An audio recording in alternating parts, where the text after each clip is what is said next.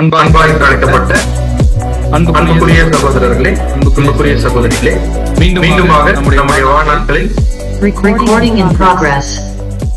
ஒரு நாளை கூட்டி கொடுத்த நம்முடைய பிதாவாகிய தேவனுக்கு நம்முடைய ஆண்டவராகிய இயேசு கிறிஸ்துவின் நாமத்தினாலே நாம் துதிகளையும் ஸ்தோத்திரங்களையும் ஏறெடுத்துக் கொண்டு நாம் வாரந்தோறும் பார்த்து வந்து கொண்டிருக்கக்கூடிய 1000 years continuous class உடைய அடுத்த வகுப்புக்குள்ளாக நாம் கடந்து செல்லலாம். நாம இந்த கிளாஸ்ல 1000 years குறித்ததான ஒரு பாடத்தை பார்க்க போறோம். இந்த பாடத்துடைய தலைப்பு என்ன அப்படின்னு பாத்தீங்கன்னா, கர்த்தருடைய பர்வதம், The Mountain of the Lord அப்படின்ற தலைப்பின் கீழே நம்ம பாடத்தை பார்க்க போறோம். நாம கர்த்தரின் பர்வதத்தை குறித்து பார்க்கும்போது அப்படின்னு சொல்லும்போது ஒரு விஷயத்தை ஈஸியா கண்டுபிடிச்சிருப்பீங்க. கர்த்தருடைய பர்வதம் அப்படின்னு சொல்லிட்டாலே அது எதைதான் அடையாளப்படுத்தும் அப்படின்னு பார்த்தோம்னா, நம்முடைய ஆண்டவராகிய இயேசு கிறிஸ்துவனுடைய ராஜ்யத்தை அடையாளப்படுத்தும், அல்லது பிதாவாகிய தேவனுடைய ராஜ்யத்தை அடையாளப்படுத்தும் அப்படின்ற ஒரு காரியம் நம்ம எல்லாருக்குமே நல்லா தெரியும். ஏன்னா பர்வதம் என்பது எதை அடையாளப்படுத்தும் அப்படின்னு பாத்தீங்கன்னா, ராஜ்யத்தை அடையாளப்படுத்தும் அப்படின்ற அந்த ஒரு சிம்பாலிக் லாங்குவேஜ் நம்ம எல்லாருக்குமே நல்லா தெரியும். சோ இப்ப கர்த்தருடைய பர்வதம் குறிச்சு நாம பார்க்க போறோம். சோ கர்த்தருடைய பர்வதத்தை குறித்து ஒரு வசனத்தை எடுத்து என்ன பண்ண போறோம் அப்படின்னு பாத்தீங்கன்னா நம்ம பார்க்க போறோம். அதாவது கர்த்தருடைய பர்வதத்தை குறித்து சொல்லப்பட்ட ஒரு வசன பகுதி எடுத்து அதுல கிறிஸ்துவின் ராஜ்யத்தை குறித்து என்ன சொல்லப்பட்டிருக்கு அப்படின்ற ஒரு காரியத்தை தான் இன்னைக்கு நம்ம தியானிக்க போறோம். சோ கர்த்தருடைய பர்வதத்தை குறித்து வேதாகமத்துல எந்தெந்த இடத்துல சொல்லப்பட்டிருக்கு, ஒருவேளை இன்னைக்கு நாம் எடுக்கக்கூடிய பாடம் எந்த இடத்துல இருந்து எடுக்க போறோம் அப்படின்ற எதனா ஐடியா இருக்கா உங்களுக்கு? சோ கர்த்தருடைய பர்வதம் அப்படின்ற வார்த்தை எந்த இடத்துல நாம் எடுத்து படிச்சிருக்கோம் இதுக்கு முன்பாக அப்படின்னு பார்த்தோம்னா, பழைய ஏற்பாட்டுல ஒரு முக்கியமான இடத்துல என்ன பண்ணிருக்கோம் அப்படின்னு பாத்தீங்கன்னா நம்ம படிச்சிருக்கோம். என்ன அப்படின்னு பார்த்தோம்னா வாசிக்கலாம். மீகா 4ஆம் அதிகாரம் 1ஆம் வசனம் மற்றும் 2ஆம் வசனம். மீகா 4ஆம் அதிகாரம் 1ஆம் வசனம் முதல். ஆனாலும் கடைசி நாட்களில் கர்த்தருடைய ஆலயமாகிய பர்வதம் பர்வதங்களின் கொடுமுடியில் ஸ்தாபிக்கப்பட்டு மலைகளுக்கு மேலாய் உயர்த்தப்பட்டிருக்கும். எல்லா ஜாதிகளும் அதனிடத்திற்கு ஓடி வருவார்கள். ஆனாலும் கடைசி நாட்களில் கர்த்தருடைய ஆலயமாகிய பர்வதம் பர்வதங்களின் கொடுமுடியில் ஸ்தாபிக்கப்பட்டு மலைகளுக்கு மேலாய் உயர்த்தப்பட்டிருக்கும். எல்லா ஜாதிகளும் அதனிடத்திற்கு ஓடி வருவார்கள். திரளான ஜாதிகள் புறப்பட்டு வந்து, நாம் கர்த்தரின் பர்வதத்துக்கும் யாக்கோபின் தேவனுடைய ஆலயத்துக்கும் போவோம் வாருங்கள், அவர் தமது வழிகளை நமக்கு போதிப்பார், நாம் அவர் பாதைகளில் நடப்போம் என்பார்கள். ஏனெனில் சியோனிலிருந்து வேதமும் எருசலேமிலிருந்து கர்த்தரின் வசனமும் வெளிப்படும். கிறிஸ்துவின் 1000 ஆண்டு அரசாட்சி குறித்து நம்ம தியானிக்கும் பொழுது அது எப்படி செயல்படும் அப்படின்னு சொல்லக்கூடிய வசனங்கள்ல ஒரு முக்கியமான வசன பகுதிகள் எது அப்படின்னு பார்த்தோம்னா, மீகா 4ஆம் அதிகாரம் 1 மற்றும் 2. சோ இந்த வசனம் எப்படி ஆரம்பிக்குது அப்படின்னு பார்த்தோம்னா, கடைசி நாட்களில் அப்படின்னு ஆரம்பிக்குது. கடைசி நாட்களில் அப்படின்னு சொல்லும் பொழுது நமக்கு நல்லா தெரியும் அது எந்த காலப்பகுதி அடையாளப்படுத்துது அப்படின்னு பார்த்தோம்னா, நாம் பர்டிகுலரா வாழ்ந்து கொண்டிருக்கக்கூடிய காலப்பகுதி. அது மட்டும் இல்லாம வேற என்ன சொல்லலாம் அப்படின்னு பார்த்தோம்னா, சுவிசேஷ யுகத்தினுடைய ஒரு முடிவு காலப்பகுதி அப்படின்னு சொல்லலாம். இன்னும் வேற எப்படி சொல்லலாம் அப்படின்னு பாத்தீங்கன்னா, மகா உபத்திரவ காலப்பகுதி முடியக்கூடிய தருவாய்.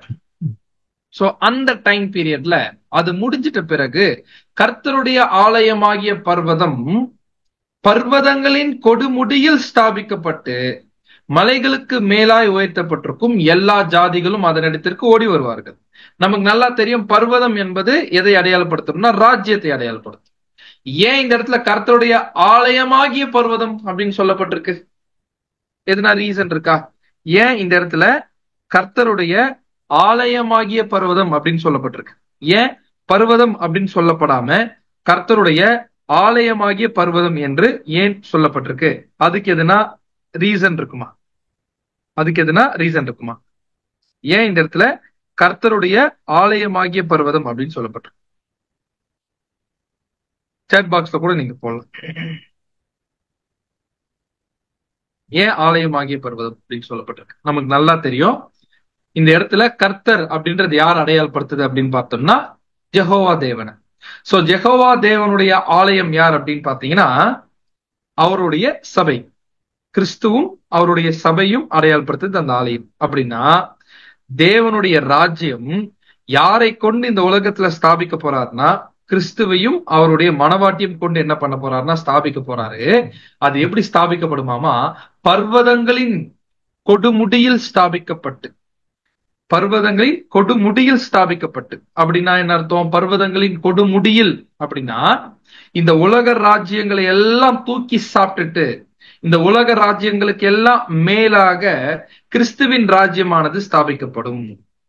இந்த இடத்துல மலைகளுக்கு மேலாய் உயர்த்தப்பட்டிருக்கும். அது எந்த மலைகள் அப்படின்னு பார்த்தோம்னா இந்த உலக ராஜ்யங்கள், ஆல் earthly kingdoms. இந்த உலக ராஜ்யங்களுக்கு எல்லாம் மேல எது உயர்த்தப்பட்டிருக்கும் அப்படின்னு பார்த்தோம்னா கிறிஸ்துவின் ராஜ்யமானது உயர்த்தப்பட்டிருக்கும். சோ அப்படின்னா இப்பேற்பட்ட ஒரு ராஜ்யம் ஸ்தாபிக்கப்படக்கூடிய காலப்பகுதி எக்ஸாக்டா எப்பொழுது நடக்கும்னா மகா உபத்திரவம் முடிஞ்ச உடனடியா நடக்கும். எக்ஸாக்டா இது கிறிஸ்துவனுடைய 1000 ஆண்டு அரசாட்சியில எந்த காலப்பகுதியை குறித்து பேசுது அப்படின்னு பார்த்தோம்னா வெளியரங்கமான ராஜ்யம் காலப்பகுதியை குறித்து பேசுது. சோ வெளியரங்கமான ராஜ்யம் காலப்பகுதியில என்ன நடக்குமாமா, இப்படி எல்லா ஜாதிகளுக்கு, அதாவது எல்லா மலைகளுக்கு மேலாக கர்த்தருடைய பர்வதம் உயர்த்தப்பட்டிருக்கும். அந்த பர்வதத்துக்கு எல்லா ஜாதிகளும் அதனிடத்திற்கு ஓடி வருவார்கள். எல்லா ஜாதிகளும் அதனிடத்திற்கு ஓடி வருவார்கள் அப்படின்னு என்ன அர்த்தம்? கிறிஸ்துவின் ராஜ்யத்தை எல்லா ஜனங்களும் என்ன பண்ண போறாங்கன்னா ஏற்றுக்கொள்ள போறாங்க. ஆல் நேஷன்ஸ், உலகத்துல இருக்கக்கூடிய எல்லா நாடுகளும் ஏற்றுக்கொள்ள போறாங்க. அப்படி ஏற்றுக்கொள்றது மட்டும் இல்லாம அவர்கள் புறப்பட்டு வந்து என்ன சொல்லுவாங்களாமா, நாம் கர்த்தரின் பர்வதத்துக்கும் யாக்கோபின் தேவனுடைய ஆலயத்துக்கும் போவோம் வாருங்கள், அவர் தமது வழிகளை நமக்கு போதிப்பார், நாம் அவர் பாதைகளில் நடப்போம் என்பார்கள். ரொம்ப ஆச்சரியமான விஷயம். இப்பேற்பட்ட ஒரு ஸ்டேட்மெண்ட்டை யார் கொடுக்க போறாங்க அப்படின்னு பாத்தீங்கன்னா ஒட்டுமொத்த உலக ஜனங்களும் கொடுக்க போறாங்க. சோ ஒட்டுமொத்த உலக ஜனங்களும் இந்த ஸ்டேட்மெண்ட் கொடுக்கும் பொழுது சபை மகிமை அடைஞ்சிட்டு இருக்கோம். சோ சபை மகிமை அடைஞ்சு மகாபத்திரம் முடிஞ்ச பிறகு நடக்கக்கூடிய சம்பவம் இது. சோ இப்பேற்பட்ட ஒரு ஸ்டேட்மெண்ட்டை ஒட்டுமொத்த உலக ஜனங்களும் ஏன் கொடுக்குறாங்க அப்படின்னு பார்த்தோமா, ஏன் அப்படி கொடுக்குறாங்களாமா, ஏனெனில் சியோனிலிருந்து வேதமும் எருசலேமிலிருந்து கர்த்தரின் வசனமும் வெளிப்படும் அப்படின்னு சொல்லப்பட்டிருக்கு. சோ இதனாலதான் அவங்க என்ன பண்ணிருக்காங்க அப்படின்னு பாத்தீங்கன்னா இப்பேற்பட்ட ஸ்டேட்மெண்ட் சொல்றாங்க. எல்லாரும் வாங்க தேவனுடைய ஆலயத்துக்கு போவோம், உண்மையான தேவனுடைய பர்வதத்துக்கு போவோம், அவர் நாம நடக்க வேண்டிய வழிகளை நமக்கு போதிப்பாருன்னு அப்படின்னு இப்பேற்பட்ட உலக ஜனங்கள் சொல்றாங்கன்னா அது சாதாரண ஸ்டேட்மெண்ட் கிடையாது. கொஞ்சம் இமேஜின் பண்ணி பாருங்க. கொஞ்சம் அப்படியே இப்ப இருக்கக்கூடிய உலகத்தாரனுடைய கண்டிஷன் யோசிச்சு பாருங்க. ஜஸ்ட் நம்ம கதவுக்கு வெளியே நம்ம பார்த்தோம்னா, எட்டி பார்த்தோம்னா இருக்கக்கூடிய உலக ஜனங்களை நம்ம பார்க்கும்பொழுது கிளியரா இப்படியெல்லாம் இவங்க சொல்லுவாங்களான்றது நம்மளால என்ன பண்ண முடியல அப்படின்னு பாத்தீங்கன்னா துளி கூட நம்ப முடியல. துளி கூட என்ன பண்ண முடியலன்னு பாத்தீங்கன்னா நம்ப முடியல. அப்படி துளி கூட நம்ப முடியாம இப்ப இருக்கக்கூடிய சமயத்துல, நம்ப முடியல இந்த சென்ஸ் விசுவாசம் இல்லாம சொல்லல, அவங்க நிலைமைய பார்த்தா அப்படி இருக்கு. ஆனா இப்பேற்பட்ட ஜனங்கள் தேவனுக்கு விரோதமாக முற்றிலுமாக செயல்பற்றக்கூடிய இந்த ஜனங்களுக்குள்ள ஒரு மாபெரும் ஒரு மனமாற்றம் என்னாகப்பட போகுதுன்னு பாத்தீங்கன்னா ஏற்பட்டு அவர்கள் ராஜ்யத்திற்கு என்ன பண்ணுவாங்கன்னு பாத்தீங்கன்னா ஓடி வருவாங்க. ஏன்னா தேவனுடைய ராஜ்யத்தை என்ன பண்றாங்கன்னு பாத்தீங்கன்னா அவர்கள் அங்கீகரிக்கிறாங்க. அதுக்கு முக்கியமான காரணம், இப்பேற்பட்ட மனமாற்றம் ஏற்படுவதற்கான காரணம் என்ன அப்படின்னு பார்த்தோம்னா சியோனிலிருந்து வேதம், எருசலேம்ல இருந்து கர்த்தரின் வசனம் வெளிப்பட்ட காரணத்தினால இது நடக்குது. சோ அதே கான்டெக்ட்ல சங்கீதம் 72:8-11 நமக்கு என்ன சொல்லுதுன்னா, வாசிங்க. 72ஆம் சங்கீதம் 8ஆம் வசனம். ஒரு சமுத்திரம் தொடங்கி மறு சமுத்திரம் வரைக்கும், நதி தொடங்கி பூமியின் எல்லைகள் வரைக்கும் அவர் அரசாளுவார். 11ஆம் வசனம். சகல ராஜாக்களும் அவரை பணிந்து கொள்வார்கள், சகல ஜாதிகளும் அவரை சேவிப்பார்கள். சோ அப்படின்னா ஒரு சமுத்திரம் தொடங்கி மறு சமுத்திரம் வரைக்கும், நதி தொடங்கி பூமியின் எல்லைகள் வரைக்கும் அவர் அரசாளுவார். சோ அப்பேற்பட்ட ஒரு காலப்பகுதி என்ன ஆகும் பாத்தீங்கன்னா வரப்போகுது வெளியரங்கமான ராஜ்யம் காலப்பகுதியில. அந்த சமயத்துல சகல ராஜாக்களும் அவரை பணிந்து கொள்வார்கள், சகல ஜாதிகளும் அவரை சேவிப்பார்கள். அப்படின்னா அன்புக்குரிய சகோதர சகோதரிகளை இந்த 2 வசன பகுதிகள் எடுத்திருக்கோம். ஒண்ணு மீகால இருந்து, ஒண்ணு சங்கீதம்ல இருந்து. இப்ப இதுல இருந்து ஒரு 3 கேள்வியை நாம என்ன பண்ணலாம் அப்படின்னு பாத்தீங்கன்னா கேட்கலாம். இந்த 2 வசன பகுதிகள் இருந்து என்ன அப்படின்னு பாத்தீங்கன்னா, எப்படி சியோன்ல இருந்து வேதம் வெளியே வரும், எப்படி எருசலேம்ல இருந்து கர்த்தருடைய வசனம் வெளியே வரும், இந்த இடத்துல சகல ராஜாக்களும் ஜாதிகளும் என்ன பண்ணுவாங்க, அவரை பணிந்து கொள்வார்கள் அப்படின்னு சொல்லப்பட்டிருக்கே, அப்படின்னா எப்படி அப்படின்றதுதான் ரொம்ப எளிமையா இந்த பாடத்துல நம்ம பார்க்க போறோம். சோ பேசிக்கா ஃபர்ஸ்ட் சியோனில் இருந்து வேதமும் அப்படின்னு சொல்லப்பட்டிருக்கு. இது எதை அடையாளப்படுத்திருக்கு? இந்த சியோன் எதை அல்லது யாரை அடையாளப்படுத்து? கேள்வி. சியோன்ல இருந்து வேதம் வெளிப்படுது அப்படின்னு பாக்குறோம். the law from Zion அப்படின்னா இந்த இடத்துல சியோன் யார அல்லது எதை அடையாளப்படுத்துறாங்க?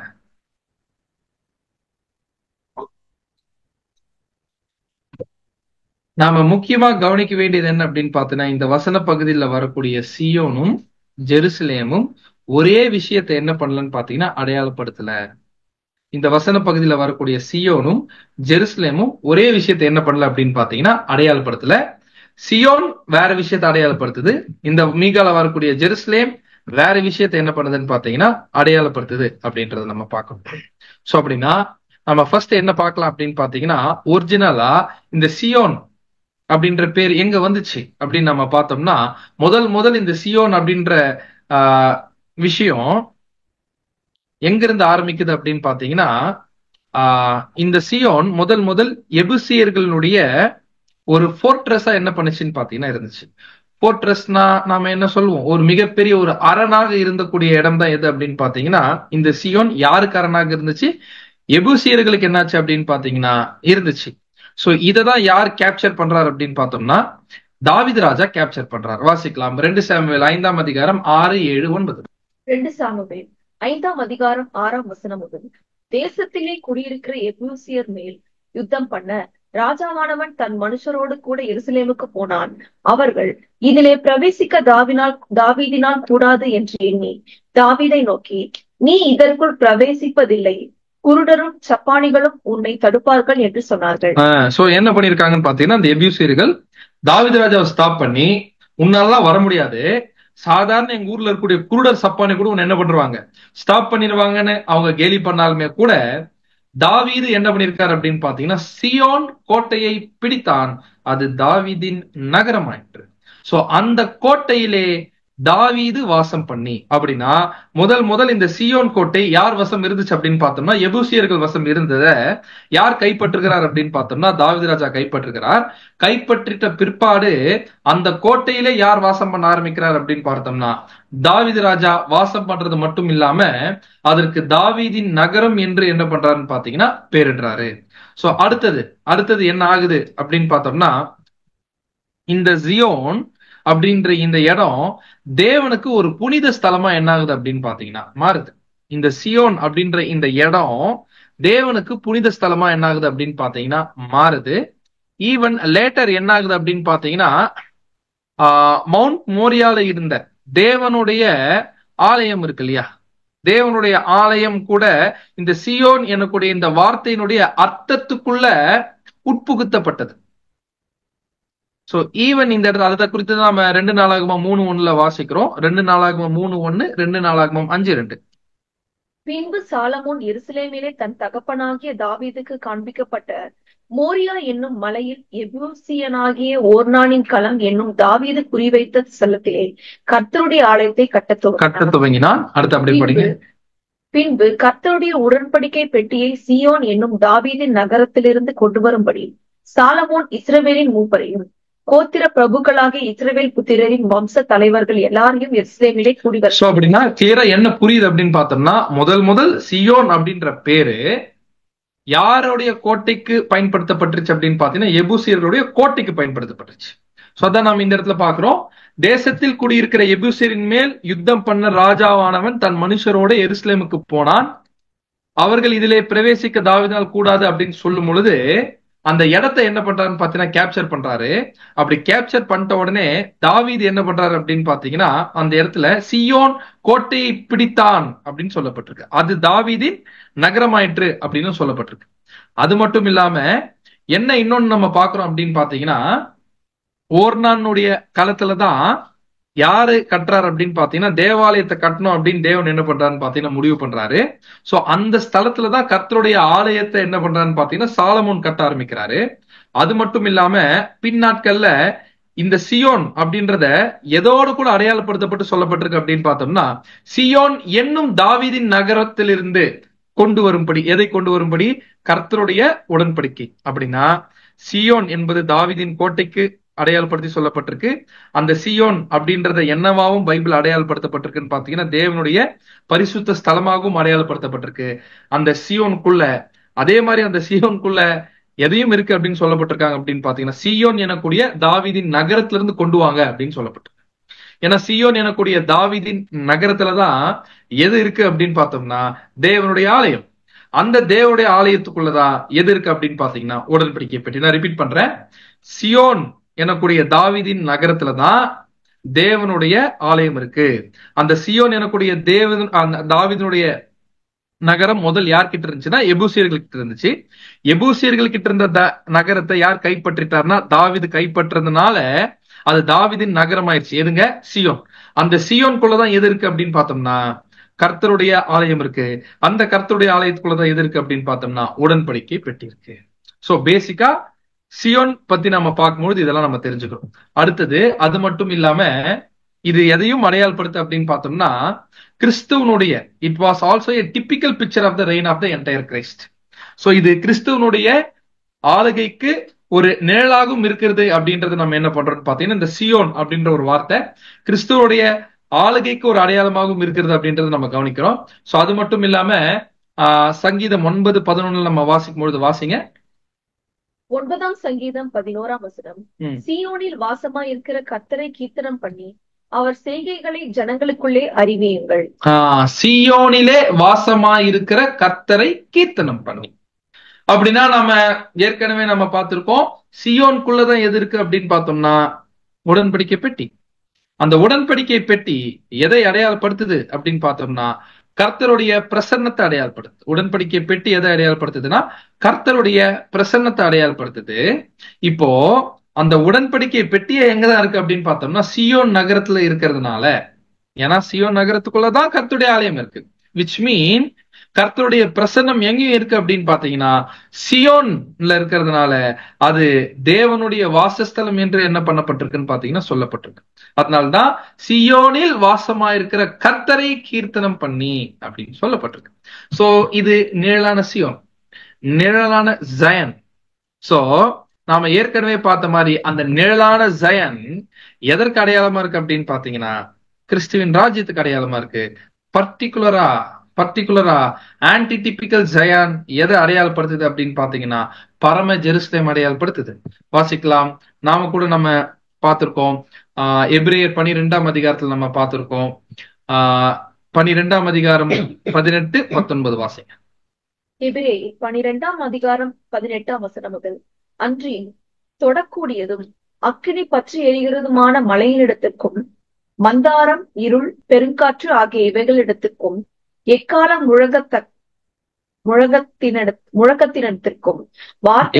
முழக்கத்தினிடத்திற்கும் வார்த்தைகளுடைய சத்தத்தினிடத்திற்கும் நீங்கள் வந்து சேரவில்லை. அந்த சத்தத்தை கேட்டவர்கள் பின்னும் தங்களுக்கு வார்த்தை சொல்லப்படாதபடிக்கு வேண்டிக் கொண்டார்கள். நீங்களோ சியோன், எபிரேயர் 12ஆம் அதிகாரம் 22-24 நம்ம வாசிக்கும் பொழுது நீங்களோ சியோன் மலையினிடத்திற்கும் ஜீவனுள்ள தேவனுடைய நகரமாகிய பரம எருசலேம் இடத்திற்கும். சோ அப்படின்னா கிளியரா நம்ம என்ன புரிஞ்சுக்கிறோம்னா இந்த ஜியோனை எதோடவும் தொடர்பு படுத்தப்பட்டிருக்கு அப்படின்னு பாத்தீங்கன்னா பரம எருசலேமோடவும் தொடர்பு படுத்தப்பட்டிருக்கு. அதுதான் நாம ரெவலேஷன் 14:1 நம்ம பார்க்கும்பொழுது பின்பு நான் பார்த்த போது இதோ சியோன் மலையின் மேல் ஆட்டுக்குட்டியானவரையும் அவரோடு கூட அவருடைய பிதாவின் நாமம் தங்கள் நெற்றிகளில் எழுதப்பட்டிருந்த 144,000 பேரையும் நிற்க கண்டேன். அப்படின்னா கிளியரா இந்த இடத்துல எபிரேயர்ல நம்ம பார்த்தோம் இந்த ஜயன் எதை அடையாளப்படுத்துது அப்படின்னு பார்த்தோம்னா பரம எருசலேம் அடையாளப்படுத்துது அப்படின்னு பார்த்தோம்.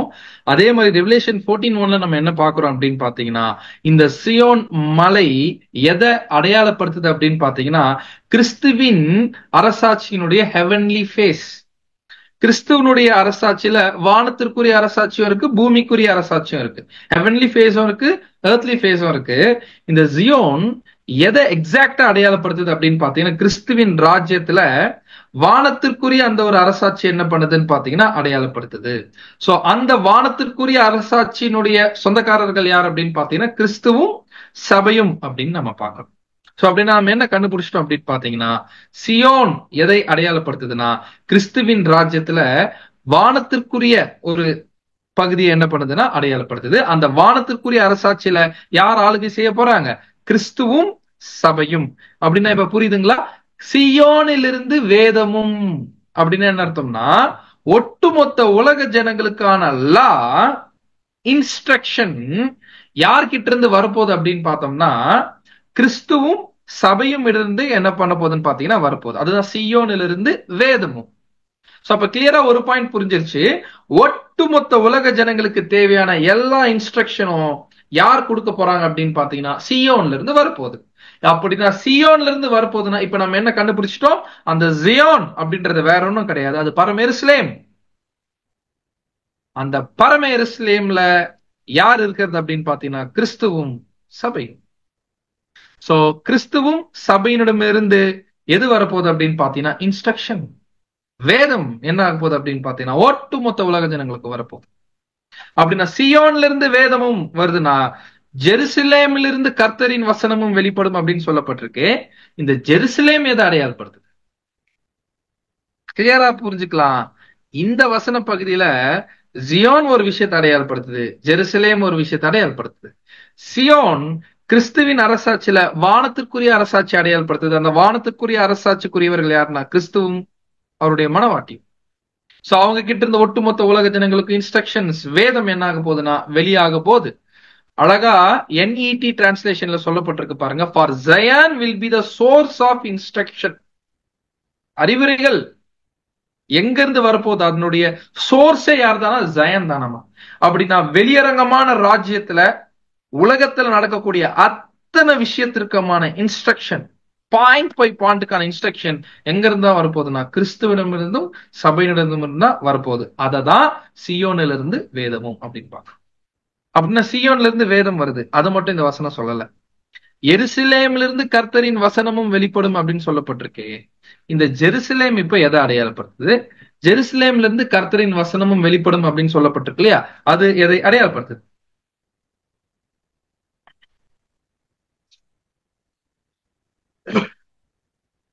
எதை அடையாளப்படுத்துது? Very good. சோ அப்படின்னா கிளியரா என்ன புரிஞ்சுக்கலாம் அப்படின்னு பார்த்தோம்னா, அந்த ஜெருசலேம்ல இருந்து கர்த்தருடைய வசனம் வெளிப்படுறது என்பது முற்பிதாக்களின் மூலமாக கர்த்தரின் வசனம் என்ன ஆகும்னு பாத்தீங்கன்னா வெளிப்படும்.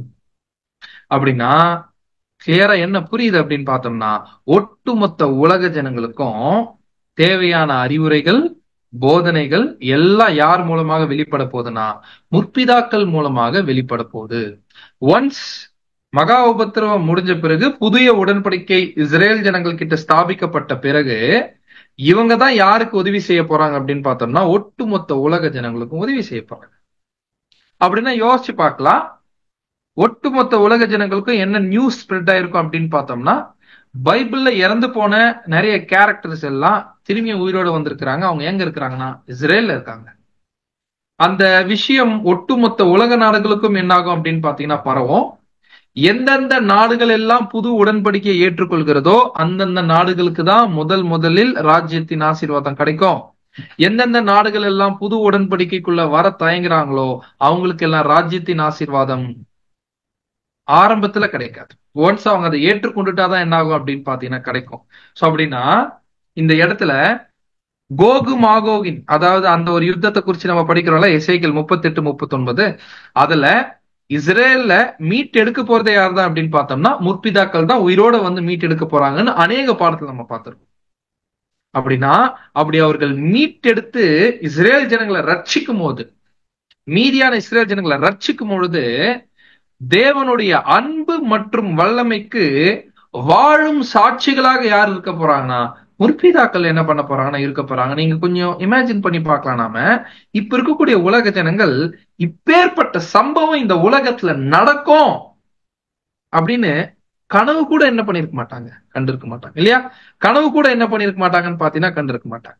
சோ அப்படின்னா கிளியரா இவ்வளோ பெரிய பிரம்மாண்டமான விஷயம் இந்த உலகத்துல என்ன ஆக போகுதுன்னு பாத்தீங்கன்னா நிகழ போகுது. சோ அப்படின்னா கிளியரா நாம என்ன பாக்குறோம் அப்படின்னு பாத்தீங்கன்னா, ஜெருசலேம்ல இருந்து அப்படின்னு சொல்றதுக்கு பிரதர் ரசில் அழகா விளக்கம் கொடுத்திருக்காரு. The seat of earthly representative government in the hands of the princes. பூமியின் இளவரசர்களாக யார் இருக்க போறாங்கன்னா முற்பிதாக்கள். அந்த முற்பிதாக்கள் கிட்டதான் எது ஒப்படைக்கப்பட்டிருக்கும் அப்படின்னு பாத்தீங்கன்னா பூமிக்குரிய அரசாட்சியினுடைய அந்த பொறுப்பு. வானத்திற்குரிய அரசாட்சிக்குரிய பொறுப்பு யார்கிட்ட இருக்கு? கிறிஸ்து சபைக்கு இருக்கு.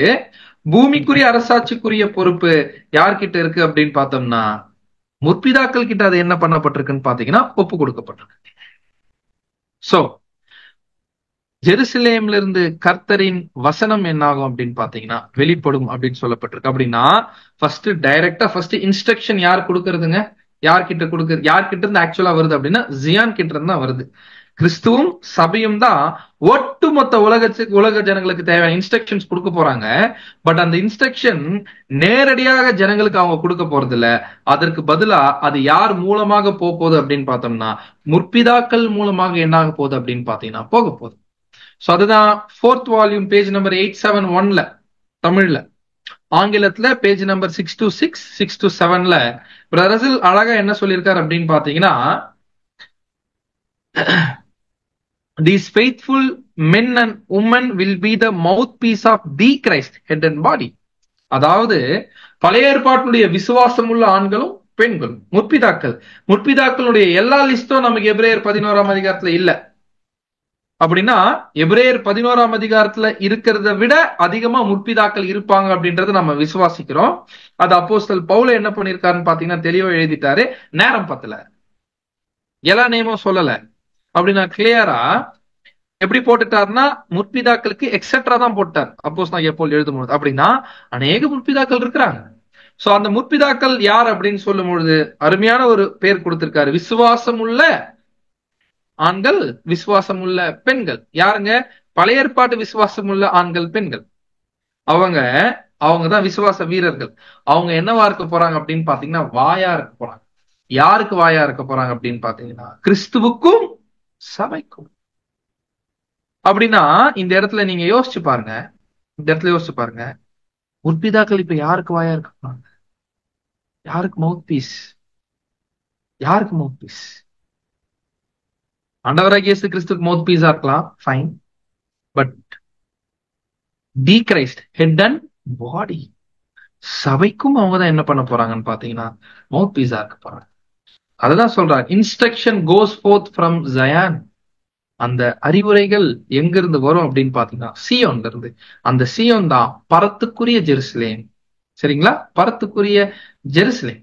சோ அந்த பரத்துக்குரிய ஜெருசலேம் இருந்து இன்ஸ்ட்ரக்ஷன் வரும்பொழுது அது டைரக்டா உலக ஜனங்கள் கிட்ட போகாம அவங்க டைரக்டா யாரோட தொடர்பு கொள்ள போறாங்க அப்படின்னு பாத்தீங்கன்னா முற்பிதாக்களோட டைரக்டா தொடர்பு கொள்ள போறாங்க.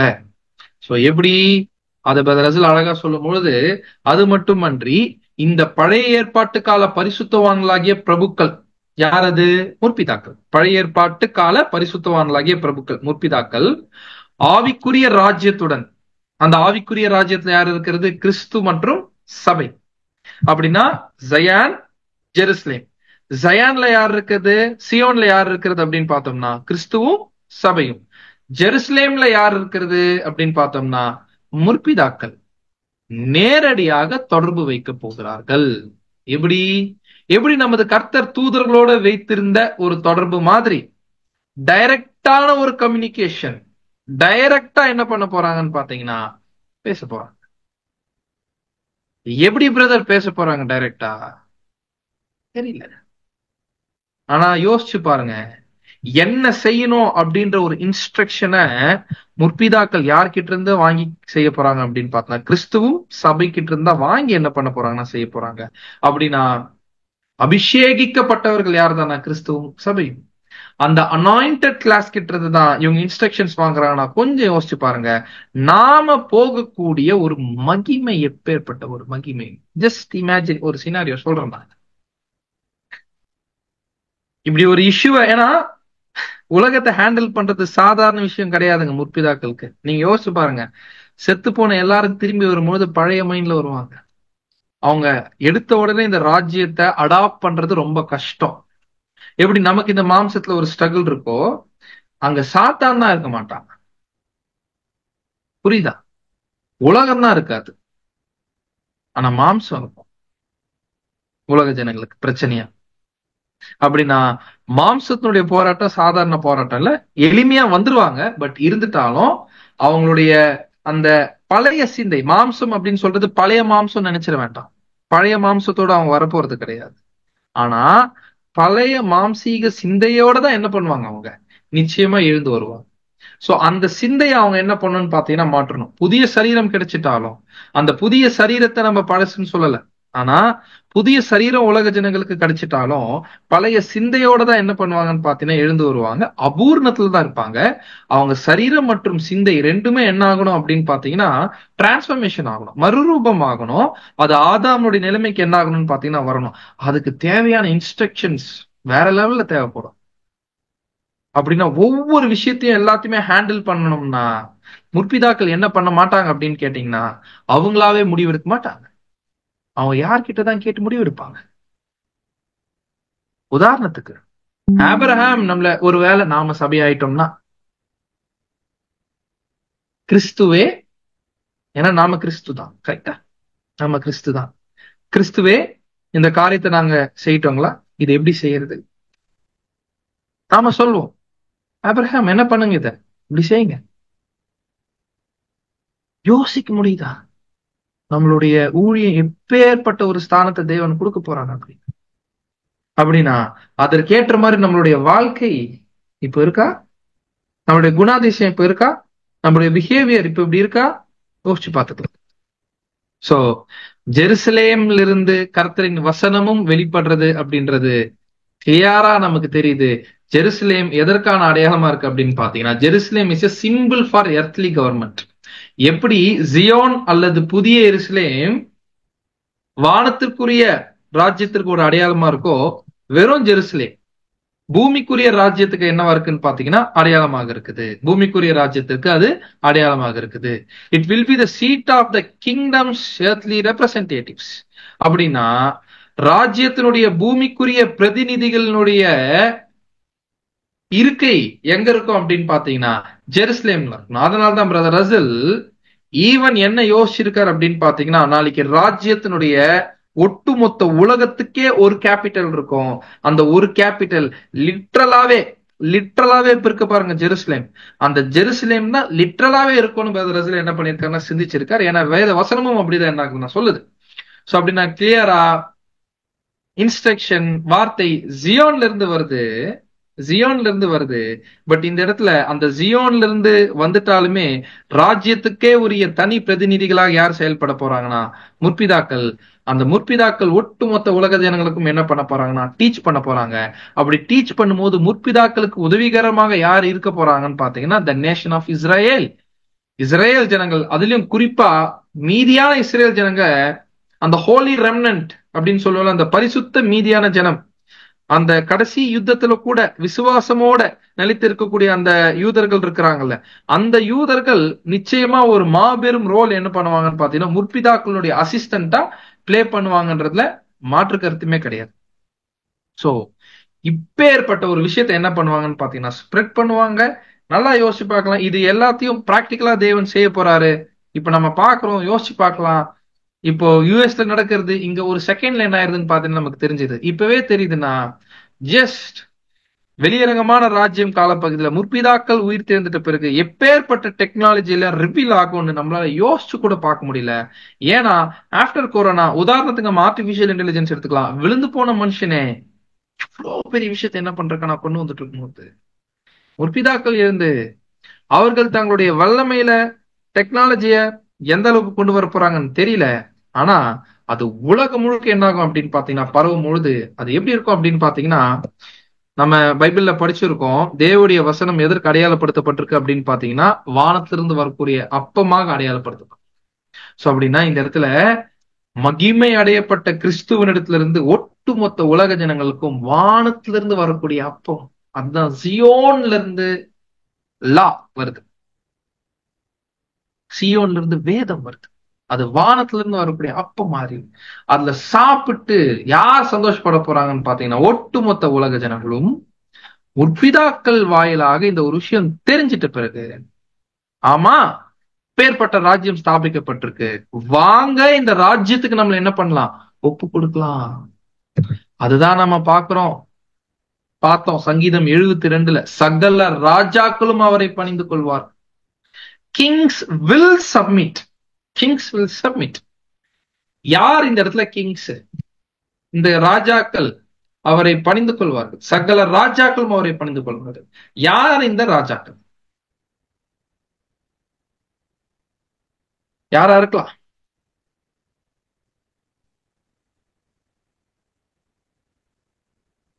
யாரா இருக்கிறதுக்கு வாய்ப்பு இருக்கு?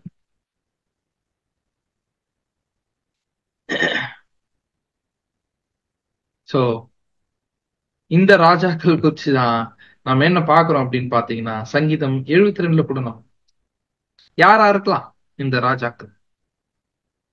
சோ அப்படின்னா யாருன்னு பார்க்கலாம். யாருன்னு பாக்குறதுக்கு முன்னாடி மீகா 4ல இருந்தும் சங்கீதம் 72ல இருந்தும் இந்த சப்மிஷன் வரத்துக்கு, இந்த ராஜாக்கள் தங்களை சப்மிட் பண்றாங்களோ, ஒப்பு கொடுக்குறாங்கல்ல, இந்த சப்மிஷன் வரத்துக்கு மொத்தம் 4 ஸ்டெப் இருக்கு. மொத்தம் 4 ஸ்டெப் இருக்கிறது என்ன பண்றோம் அப்படின்னு பாத்தீங்கன்னா நம்ம கவனிக்கிறோம். ஃபர்ஸ்ட் ஸ்டெப் என்ன அப்படின்னு பார்த்தோம்னா, தேவனையும் ஏன்ஷியன்ட் ஒர்த்திஸையும் என்ன பண்றாங்கன்னு பாத்தீங்கன்னா ரெகக்னைஸ் பண்றாங்க. இந்த ராஜாக்களே சப்மிட் பண்றாங்க இல்லையா, இந்த விஷயம் நடக்கிறதுக்கு முன்னாடி ஒரு 4 ஸ்டெப் நடக்குது. அதுதான் மீகா 4ல பாக்குறோம். நம்ம என்ன ஆகுது அப்படின்னு பார்த்தோம்னா, தேவனையும் கிறிஸ்துவையும் முற்பிதாக்களையும் என்ன பண்றாங்கன்னு பாத்தீங்கன்னா ரெகக்னைஸ் பண்றாங்க. ரெண்டாவது நாம என்ன பாக்குறோம் அப்படின்னு பாத்தீங்கன்னா, சங்கீதம் 72:10, சங்கீதம் 72:15 தர்ஷீஷின் ராஜாக்களும் தீவுகளின் ராஜாக்களும் காணிக்கைகளை கொண்டு வருவார்கள். நீங்க கண்டுபிடிச்சிருப்பீங்கன்னு நினைக்கிறேன். இந்த ராஜாக்கள் என்பது உலக ராஜாக்கள். இப்ப கிங்ஸா அந்த பொசிஷன்ல ஆளுகை செய்யக்கூடிய ஒரு வகுப்பாராக, ஒரு டாமினன்ட் பொசிஷன்ல உட்கார்ந்து இருக்கக்கூடிய நபர்களை பத்தி பேசுது. தர்ஷீஷின் ராஜாக்களும் தீவுகளின் ராஜாக்களும் காணிக்கைகளை கொண்டு வருவார்கள். ஷேபாவில் உள்ள ராஜாக்கள் வெகுமானங்களை கொண்டு வருவார்கள். 15ஆம் வசனம், அவர் பிழைத்திருப்பார், ஷேபாவின் பொன் அவருக்கு கொடுக்கப்படும். ஷேபாவினுடைய பொண்ணு அவருக்கு ஆஃபரிங்கா என்ன பண்றாங்களாமா?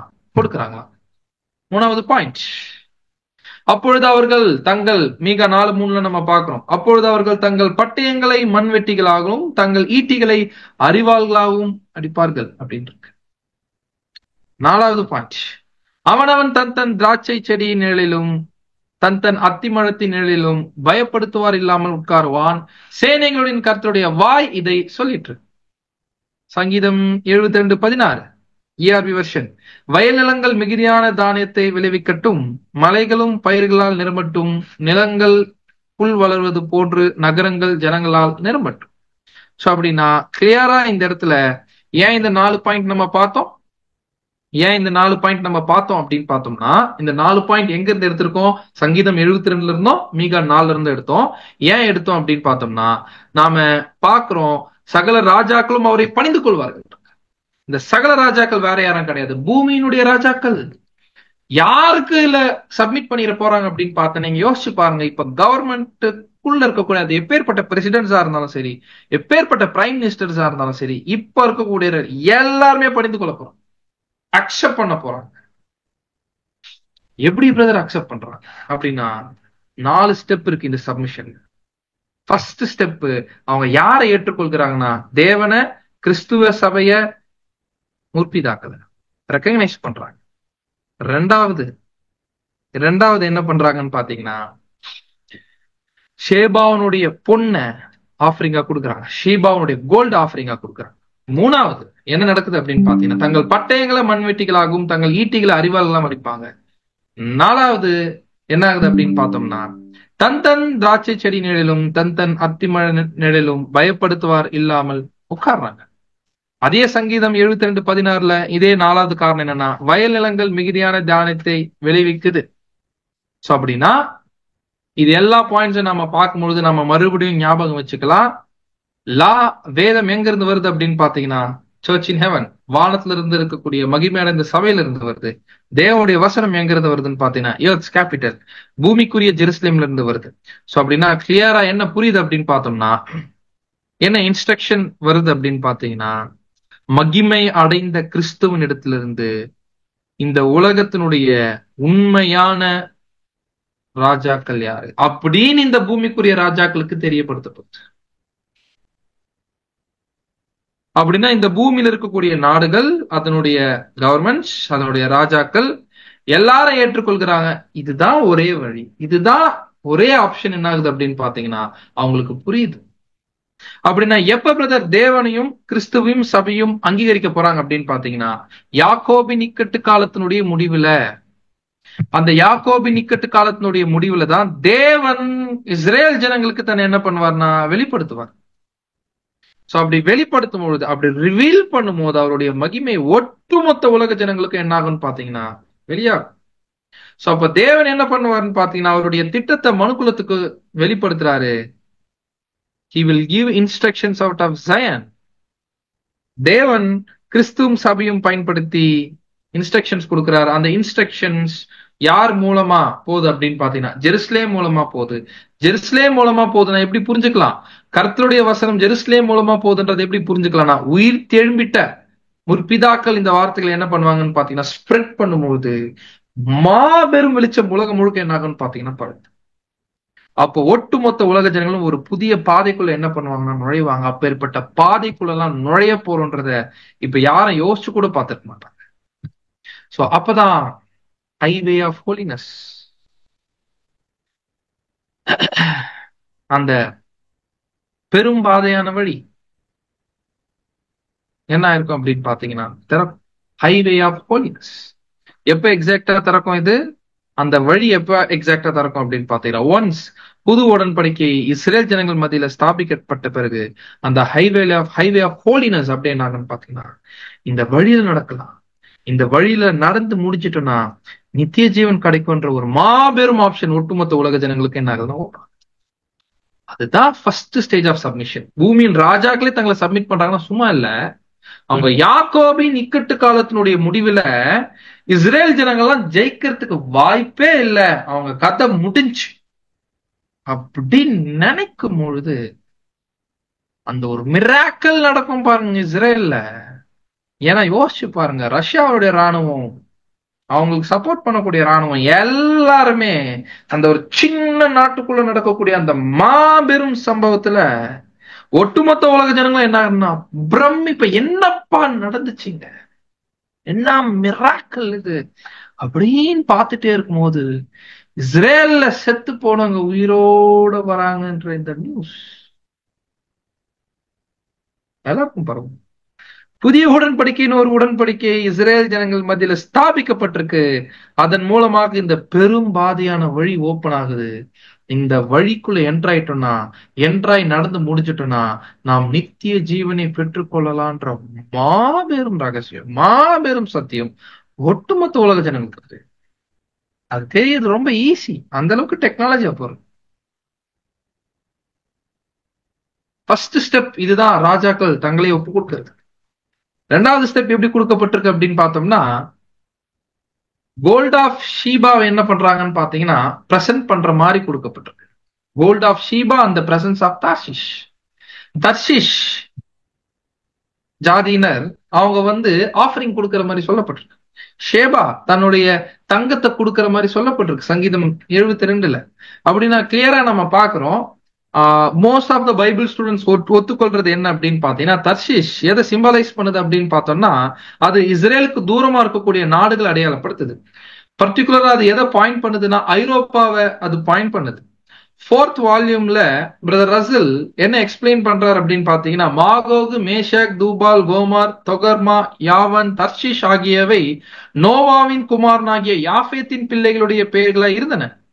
இவர்கள் ஐரோப்பாவில் ஆரம்ப காலத்தில் குடியேறியவர்கள் என எண்ணப்படுகின்றனர். சோ அப்படின்னா இவங்க தான் ஜாஃபெட் சந்ததியா இருக்கணும்.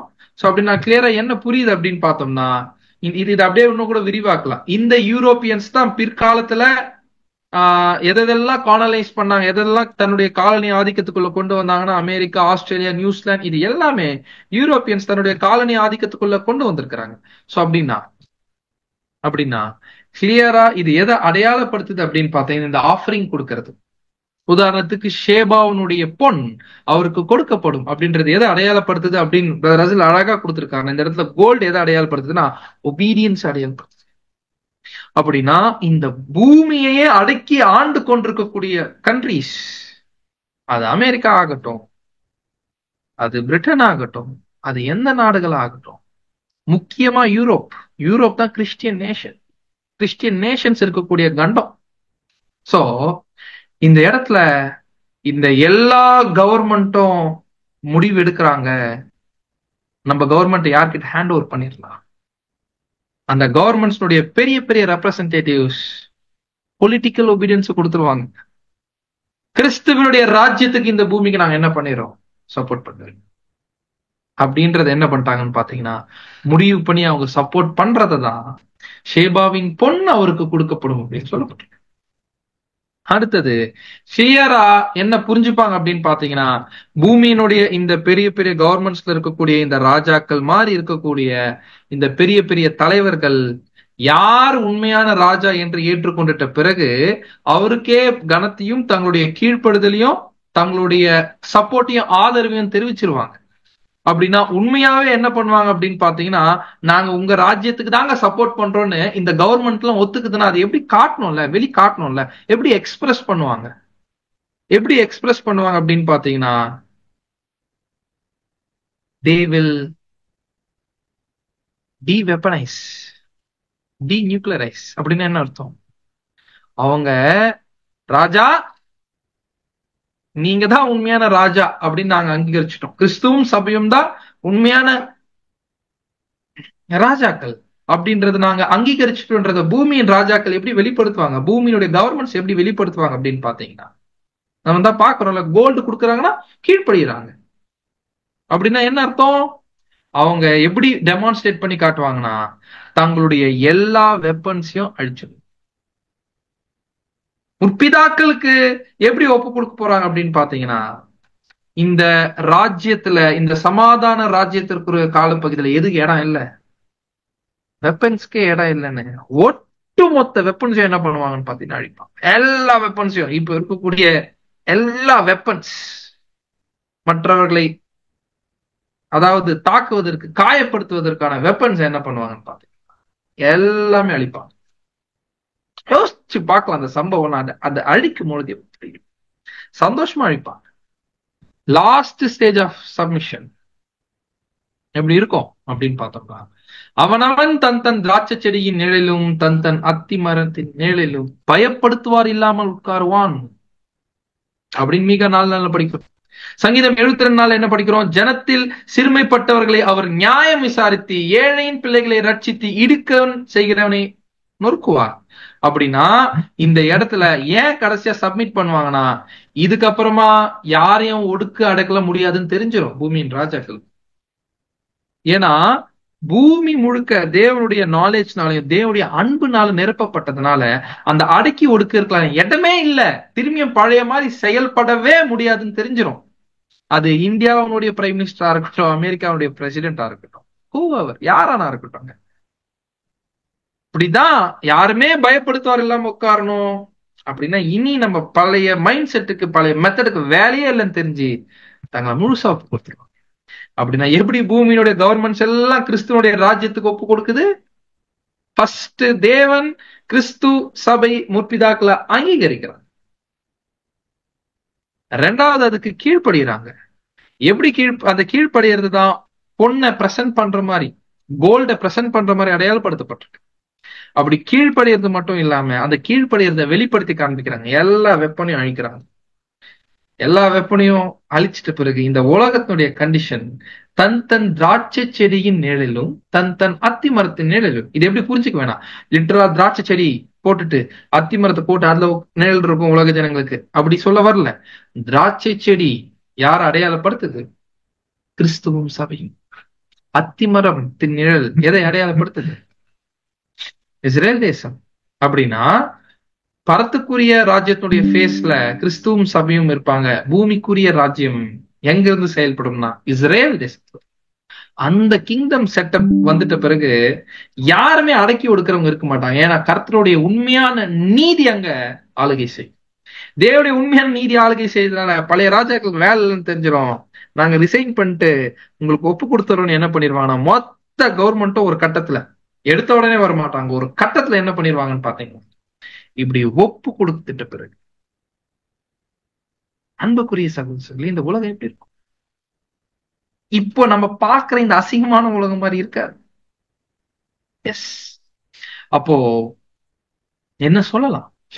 இஸ்ரவேலின் தேவனாகிய கர்த்தருக்கு ஸ்தோத்திரம் உண்டாவதாக. ஏன்னா அவரே அதிசயங்களை செய்கிற உண்மைதான். அவர் தான் ஒண்டர்ஸ் திங்ஸ் செய்ய போறாரு. பட் இது இன்னும் டீட்டெயிலா எப்படி பிரதர் நடக்கும், இந்த பிளானை எப்படி பிரதர் எக்ஸிக்யூட் பண்ண போறாரு, எல்லா டீட்டெயில்ஸும் நமக்கு தெரியல. ஆனா ஒரு மாபெரும் நம்பிக்கை இருக்குது. இப்பேற்பட்ட திரும்ப கொடுத்தலின் பணியில நமக்கு ஒரு வாய்ப்பை கொடுத்திருக்காரு. அன்புக்குரிய சகோதர சகோதரிகளே, எப்பேற்பட்ட ஸ்தானத்தை அங்க வச்சிருக்காரு. அப்படின்னா நம்ம என்ன பண்ணணும்? நம்முடைய தலைகளை உயர்த்தணும். ஏன்னா நம்ம ரட்சிப்பு சமீபம். ஏன்னா அந்த கொஞ்ச கால மகா உபத்திரம் முடிஞ்சிட்ட பிறகு சமாதான ராஜ்யம் இந்த உலகத்தில் ஸ்தாபிக்கப்படும். இப்பேற்பட்ட ஒரு காலப்பகுதிக்காக நம்ம வெயிட் பண்ணிருக்கோம். நம்மள அந்த காலப்பகுதியில் எப்பேற்பட்ட ஒரு நிலைமை யோசிச்சு பாருங்க. முற்பிதாக்களுக்கும் மேல ஒட்டுமொத்த உலக ஜனங்களையும் திரும்பி மீட்டெடுக்கக்கூடிய மாபெரும் பணி. அந்த பணிக்காக தேவன் நம்மளை அழைச்சிருக்கும் போது அந்த வாய்ப்பை மிஸ் பண்ணலாமா? அந்த வாய்ப்பை மிஸ் பண்ணிட்டோம்னா நம்மளோட பரிதவிக்கக்கூடியவர்கள் வேற யாருமே கிடையாது. இப்பேற்பட்ட ஒரு காலப்பகுதி சீக்கிரம் வரணும்னா சீக்கிரம் சபையா ஆகலாம். ஆனா வரதான் போகுது. இப்பேற்பட்ட ஒரு மகிமையான காலப்பகுதி நிச்சயமா இந்த உலகத்தை நிரப்பதான் போகுது. கடைசியா வாசி முடிக்கலாம். சங்கீதம் 72:1. அவருடைய மகிமை பொருந்திய நாமத்துக்கு என்றென்றைக்கும் ஸ்தோத்திரம் உண்டாவதாக. பூமி முழுவதும் அவருடைய மகிமையால் நிறைந்திருப்பதாக. ஆமென்.